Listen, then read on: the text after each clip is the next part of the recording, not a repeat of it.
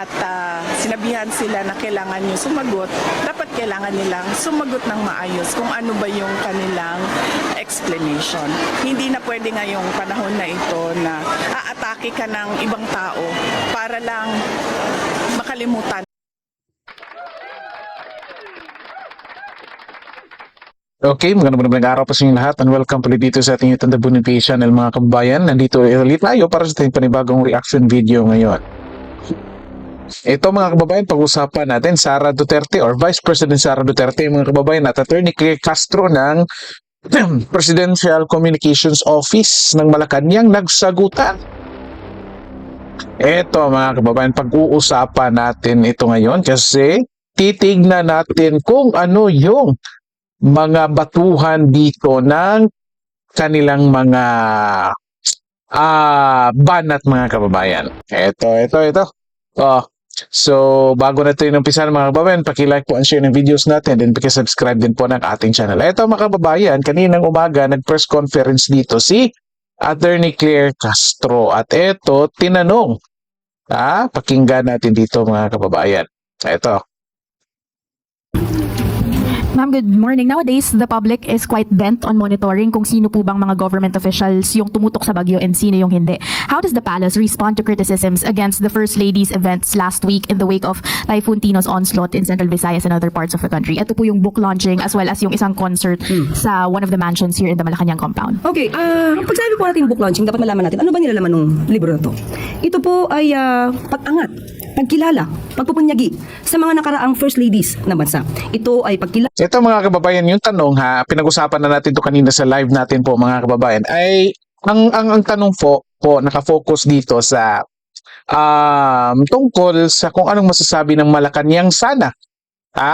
Kasi ito si Claire Castro, siya yung representante dito ng Malacanang mga kababayan at most likely itong mainstream media, itong taga-media, probably nakarinig ng pambabatikos galing sa mga tao. Hindi ito galing kay VP Sara mga kababayan galing sa mga tao ng babatikos yung mga tao kasi nalaman nila na probably yung mga taong sinalanta ng bagyo or pagkatapos ng bagyo in the process of recovering pa or the process of pagbabangon o yung iba mga until now nakikita pa rin natin sa videos and pictures na sa Cebu mga kababayan na until now ay ongoing pa rin yung cleaning up nila sa kanilang tahanan na binaha.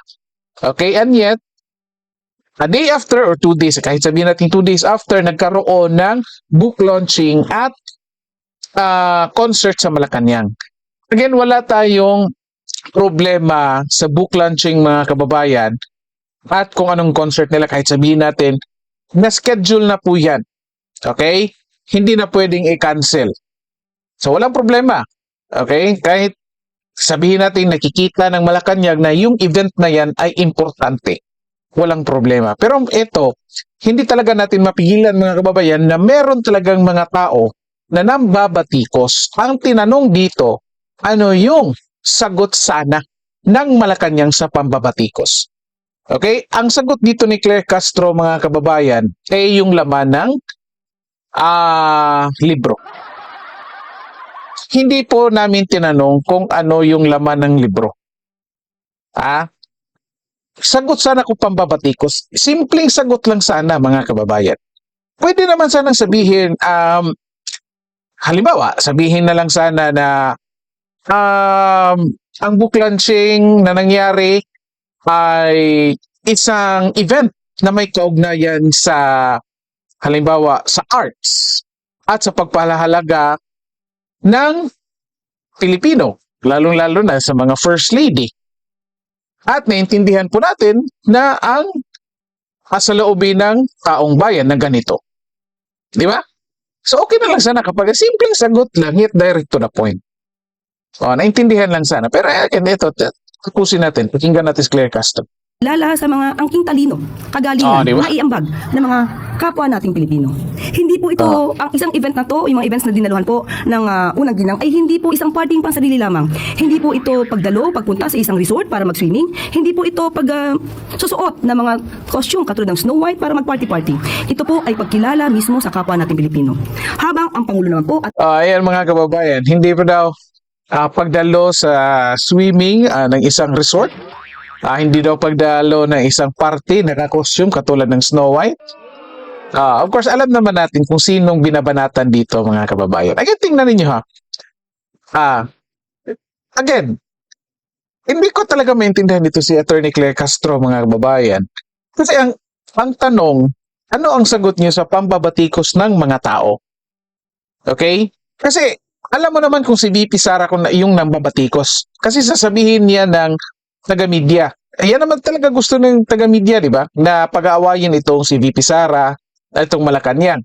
Kaya kung si VP Sara yung nambatikos sa Malacanang, most likely sasabihin nila.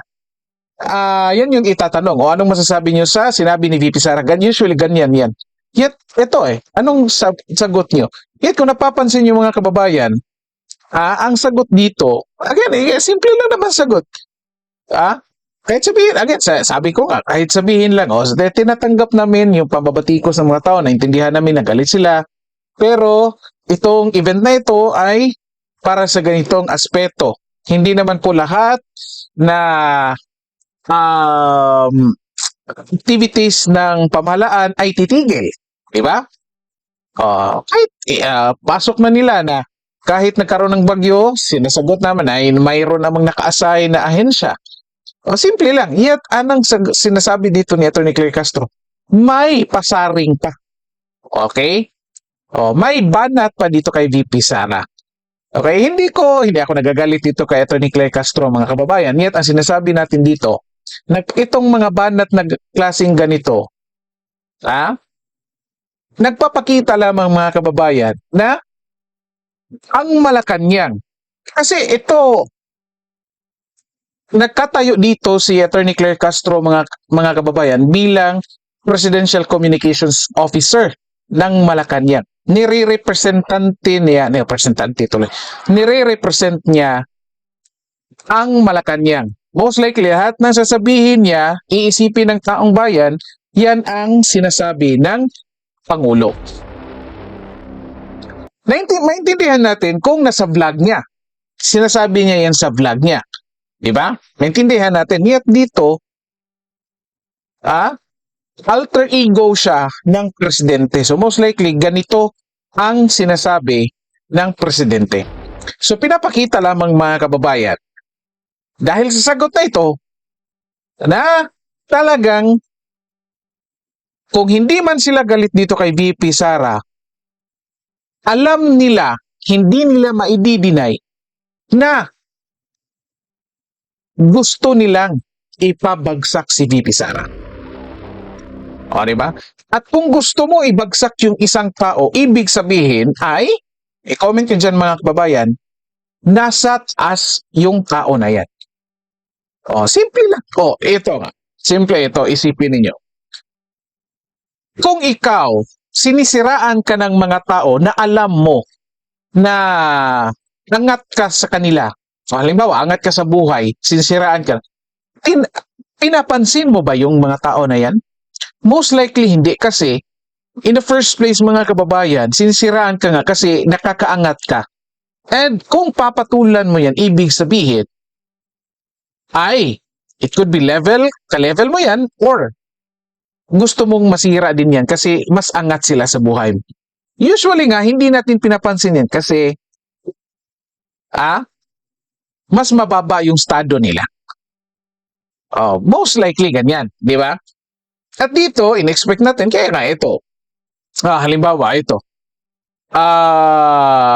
Gawin natin example, yung mga, halimbawa, mga vloggers, mga kababayan. Di ba? O mga basketball players. Yung mga hindi mawawalan yan ng mga bashers. Kung napapansin niyo, pinapansin ba ng mga vloggers or ng mga sikat yan? Halimbawa, mga basketball players, pinapansin ba nila yung mga taong nang babash nila? Hindi, kasi alam nila mas nakakaangat sila, di ba? Kaya ito mga kababayan, itong sagot ni Claire Castro, nagpapakita lamang na mas angat si VP Sara sa kanila. At until now, kahit hindi sila inaano ni VP Sara, kahit hindi sila binabanata ni VP Sara, tinitira nila. Tinitira ng Malacanang si VP Sara. At ito pa, ito pa. Yung banat ni Claire Castro, mga kababayan, personal. Di ba? Pwede ka naman bumanat, walang problema. Kung tungkol yan sa aksyon ni VP Sara bilang Vice Presidente. Yet ang banat niya ay personal. Bakit kang sabing personal? Bakit mo sasabihin nagko-costume ng Snow White? Di ba personal naman? Di ba? Nung ginawa yan ni VP Sara nung Halloween, may sa kasagsagan ba ng nangyayaring anong tawag nito? Bagyo? Katulad ng ginagawa ngayon ng Malacanang. Imagine niyo. I think sa pagkakalam ko nangyari yung party ay November 6. Di ba? Nangyari yung typhoon November 4 at may paparating pa pagkatapos niyan na I think around November 9. So in between, pagkatapos ng bagyong Tino na may raming namatay, meron pang mas malakas na darating. So again, in between, yung book launching at concert sa Malacanang. So again, hindi mo talaga mapipigilan yung mga tao na talagang babanat. Yung sa Cebu nga, nag-file nga sila ng kaso sa mga leaders nila. Di ba? So again, dito simpleng sagot lang naman, simpleng explanation, simpleng paliwanag. Yet, bakit ka pa tumitira? Para, nakikita ko dito mga kababayan, nililihis, gusto nila pag-usapan yung ginagawa ni VP Sarang costume nung Halloween, which is normal naman kasi Halloween, yung iba nga, mas worse pa nga yung costume, di ba? Kasi Halloween naman, di ba? Walang problema. Walang bagyo. Pero, walang bumabanat kay VP Sara doon. Yet, ito lang. Claire Castro lang. Hinahanapan lang ng problema. Instead na sagutin lang directly nila, nililihis pa. At patuloy natin mga kababayan. At ibang mga cabinet secretaries ay tumutugon sa mga pangangailangan ng ating mga kababayan. Kanya-kanya pong responsibilidad, kanya-kanya pong obligasyon. Kaya po, hindi po dapat mabigyan ng kritisismo kung ano man po ang ginagawa ng punang ginang sa pagtaas Na hindi mo talaga mapipigilan yan. Hindi mo pwedeng sabihin na hindi dapat bigyan ng kritisismo. Mali, tuloy, sorry. Lahat nga, hindi mo mapipigilan yung mga bashers, hindi mo talaga mapipigilan na kahit sino pinupuna. Kasi nasa katungkulan kayo, nasa publiko kayo, nasa public service kayo. Di ba? Hindi mo talaga mapipigilan yan. Simple lang naman. Ito. Pwede lang, ganito lang sana yung sagot eh. Lahat naman may kanyang-kanyang responsibilidad. Probably responsibility ni First Lady Lisa Marcos yun. 'Di ba? Ang ganda niyang responsibility niya mga kababayan. Nag-a-attend lang ng parties, 'di ba? Pero anyway, sige, tanggapin natin. Hindi, simple lang sabihin, 'di ba? Meron naman naka-assign ng mga local government units sa ganito, sa pag-responde. Di ba? Hindi naman pinababayaan. Pwede naman ganyan. Bakit may banat ka? Ito, pakinggan natin si Vice President Sara Duterte dito, mga kababayan, kung anong masasabi niya dito sa sinagot ni Attorney Claire Castro. Ayan. Malacanang Defense First Lady Lisa Marcos's book launch concert events during Tino Onslaught last week. Hindi po ito pagsusuot ng costume tulad ng Snow White. Kalayan yung mga kababayan. Tinawanan lang ni VP Sara. Tinawanan lang. Kasi ang layo ng sagot, di ba? Ang layo ng sagot. Para mag-party-party. Hindi naman ito sagot eh. Tama na. Hindi ito sagot doon sa tanong kung bakit merong mga party sa panahon na binabaha yung ating mga kababayan. Hindi na pwede ngayon sa atin na hindi sinasagot yung tanong. Dapat kapag tinanong ang Office of the President o ang Palace at sinabihan sila na kailangan nyo sumagot, dapat kailangan nilang sumagot ng maayos kung ano ba yung kanilang explanation. Hindi na pwede ngayong panahon na ito na aatake ka ng ibang tao para lang makalimutan kung ano ba yung totoong issue. Ayan mga kababayan, simple lang. O yun na nga. Kasi kapag ganito mga kababayan, ginawa naman ng Malacanang, di ba? May natuwa, may hindi natuwa.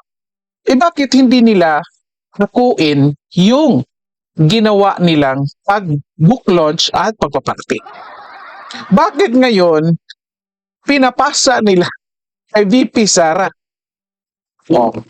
Yan nga yung sinasabi ko kanina mga kababayan. Kanina nag-live tayo at pinuna natin ito. Ang hirap kasi sa Malacanang, kapag maganda yung nangyayari mga kababayan, inaako nila. Pero kapag palpak, pinapasa nila sa iba. Tulad ngayon, ayan pinapasa kay VP Sara. Sila yung nag-party, di ba? Sila yung nag-party, sila yung nag-book launch. Proud pa nga sila kasi para naman daw yun sa mga Pilipino, sa mga first ladies. Di ba? So proud naman sila. Nung binash, bakit pinapasa dito kay VP Sara? Hindi dapat sana lahat, be it pang babasyan, pag-appreciate ng ginagawa ng Malacanang, dapat tanggapin nila, di ba? Dito nga kay VP Sara, lahat tinatanggap naman. Kapag umaalis siya ng bansa, pumupunta sa The Hague, bumibisita sa kanyang ama, hinahanap, excuse me po, hinahanap ng Malacanang at pinapalabas pa ng Malacanang na nagbabakasyon. Kapag pumupunta si VP Sara sa ibang bansa, nakikipag-meet sa mga OFWs natin, sinasabi ng Malacanang, nagbabakasyon. Lahat naman, hinarap naman yan ni VP Sara. Bakit yung Malacanang, pinipili lang nila yung hinaharap nila? Di ba? Anyway, again mga kababayan, bago natin tapusin ito talaga ay nagpapakita lamang na mas nakakaangat sa kanila si VP Sara. Hindi ko masabi kung saang aspeto nakakaangat. Yet, ito talaga nagpapakita na yung Malacanang ay may plano at may gustong pabagsakin itong si VP Sara. Okay? So, kaya nahihirapan sila ngayon na kahit magtawag pa sila ng pagkakaisa, kahit magtawag pa sila ng anong tawag dyan? Pagkakaisa, halimbawa, pagkakaisa. Nahihirapan talaga kasi sila mismo bumabanat. Bumabanat sila. Halimbawa, dito kay VP Sara na hindi naman bumabanat. Ayan, nagtatrabaho lang. Tapos, kung may nagawa silang palpak, ipinapasa sa iba. Di ba? So, paano? Nasaan yung accountability? Well, anyway, may comment niyo dyan mga kababayan. Again, nakikita ko dito na saan nakakaangat ang opinion ko dito mga kababayan, nakakaangat dito si VP Sara probably unang-una sa ratings, sa performance, sa mga nakikita ng taong bayan, and most likely probably sa parating na 2028 election mga kababayan, kasi alam nila na kung itong si VP Sara ang makakaupo mga kababayan, delikado yung mga ginagawa nila ngayon. At ito, tingnan ninyo. Hindi sila makabanat dito kay VP Sara. Ito lang mga personal na banat na nila. Ito si VP Sara, bumabanat, pero sa performance nila. Ngayon, ang ginagawa ng Malacanang, ng administrasyon, binabanatan yung past administration, si PRRD. Diba? Akala siguro nila masisira si VP Sara sa pagsira nila sa mga nagawa ni PRRD. Alam ng taong bayan, alam ng mga sumusuporta dito kay VP Sara na magkaiba itong dalawa, si PRRD at si VP Sara. Nangyari lamang na mag-ama ito. Anyway, comment yun dyan mga kababay kung ano masasabi nyo dito. So dito lang po muna tayo. Paki-like po at share ng videos natin. Then paki-subscribe din po ng ating channel. Okay, maraming salamat sa lahat at magandang araw po sa inyo.